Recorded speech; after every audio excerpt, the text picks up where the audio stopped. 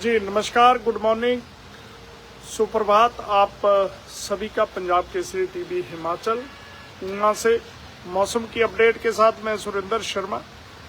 लगातार परेशानियों के बीच एक बार फिर से मौसम बिगड़ा है और ये एक तरीके से बारिश थमने का नाम नहीं ले रही। अगर बात करें तो पिछले 10 दिन में केवल 2 दिन मिले हैं जब लोगों को थोड़ी सी राहत यानी रिलीफ मिली थी उन क्षेत्रों में रिलीफ पहुंचाने की जहां सबसे ज़्यादा प्रभावित हैं, पीड़ित हैं। और ऊना की अगर बात करें तो बड़े इंसिडेंट ऊना में हुए हैं।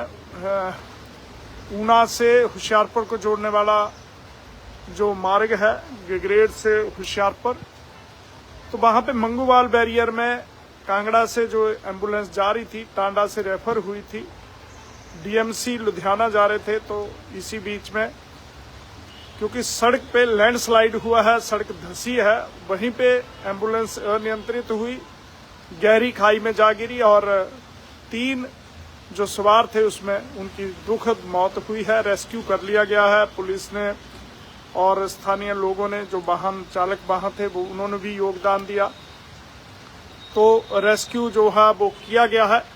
और दूसरा ऊना से हमीरपुर रोड जो है वो जगह जगह से धंसी है और थाना कलां के निकट बड़े बड़े जो ट्रक हैं वो फंसे हुए हैं, छोटे वाहनों को निकाला जा रहा है। हालांकि वहां पे लोक निर्माण विभाग और प्रशासनिक अमला पहुंचा है, ट्रक को वहां से हटाया जा रहा है और ट्रैफिक अभी कुछ देर में बहाल हो जाएगी। तो ये ऊना हमीरपुर रोड का हाल था।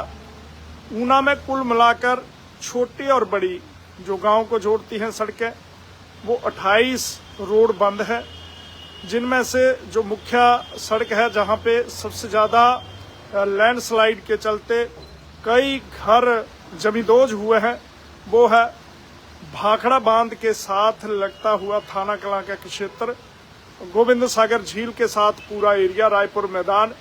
यहाँ पे रात्रि के समय जो सड़क है वो थ्रू कर दी गई थी क्योंकि काफी जगह लैंडस्लाइड हुआ था। लगातार जेसीबी मशीनें और बड़ी बड़ी पोकलाइन मशीनें वहां लगी थी, लेकिन चूंकि अभी बारिश फिर से शुरू हो गई है, स्लिपरी है वहां पे, तो रोड को एहतियातन वहां पे आना जाना थोड़ा मुश्किल हो रहा है और ज्यादा लैंडस्लाइड का अब खतरा बना हुआ है। इसी प्रकार रोड की सड़क जो है पूरी तरह से ध्वस्त हो चुकी है और वहां भी रोड और कुंड 2 गांव हैं जहां पे सबसे अधिक खतरा बना हुआ है। तो देखिए फिर से बारिश शुरू हुई है, सुबह से तेज बारिश है और अभी दिक्कतें जो हैं फिर से स्टार्ट हो गई हैं। स्कूलों में छुट्टियां हैं कल तक और जो भाखड़ा बांध की स्थिति है 1680 के करीब जो है वो वहां पर लेवल पहुंच चुका है। ऑलरेडी 1 फुट की कमी थी क्योंकि डिस्चार्ज जो है वो 10 फीट कर दिया गया था। 4 गेट जो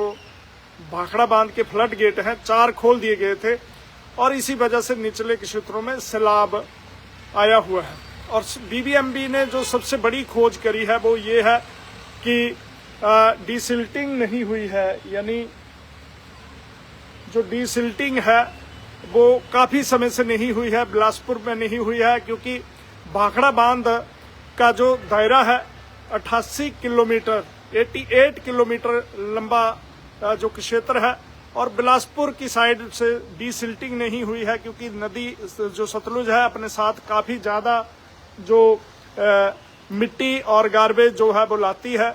तो डीसिल्टिंग ना होने की वजह से जो ऐसे आंकड़े बीबीएमबी के सूत्रों के हवाले से मिले हैं कि 15 से 18% जो स्टोरेज है वो कम हुई है, यानी मिट्टी ज्यादा है और पानी का लेवल लगातार ऊपर आ रहा है। यदि यह डीसिल्टिंग हो जाए तो स्टोरेज कैपेसिटी जो है वो बढ़ सकती है। तो ये बड़ा आंकड़ा है और इस पर विवादास्पद कई चीजें हैं। तो ये एक मुख्य बात है।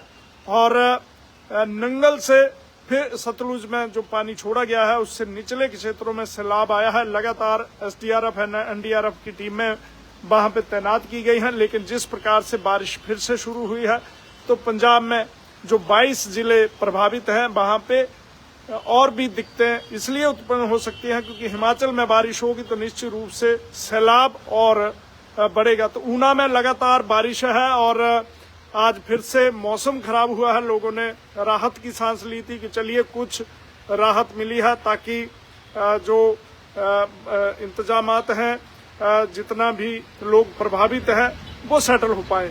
तो ऊना से होशियारपुर रोड खुला तो है, लेकिन भदसाली के पास एक NH पे पुल टूटा हुआ है।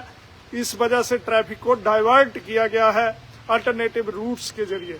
तो ये ऊना की अपडेट है। बने रहे बाकी खबरों के लिए पंजाब केसरी टीवी हिमाचल के साथ। नमस्कार।